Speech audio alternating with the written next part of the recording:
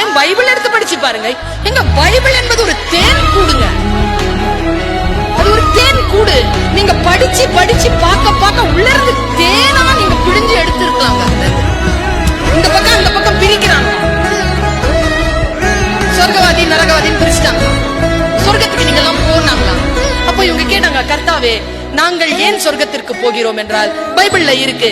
அவர் சொல்றார், நான் நோய்வாய்ப்பட்டிருந்தேன், நீங்கள் என்னை பார்க்க வந்தீர்கள்.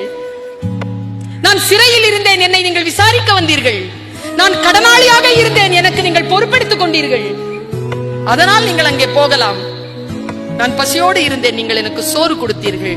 நான் வஸ்திரமற்று இருந்தேன், எனக்கு நீங்கள் வஸ்திரம் தந்தீர்கள் என்றவுடன் அவர்கள் சொன்னார்களாம், அங்கெல்லாம் நீங்கள் எங்கே இருந்தீர்கள்? யாரெல்லாம் பசித்து இருந்தானோ நானே பசித்து இருந்தேன். யாரெல்லாம் அநியாயமாக சிறைப்பட்டு இருந்தார்களோ நானே சிறைப்பட்டு இருந்தேன். யாரெல்லாம் நோய்வாய்ப்பட்டிருந்தார்களோ நான் தான் நோய்வாய்ப்பட்டிருந்தேன்.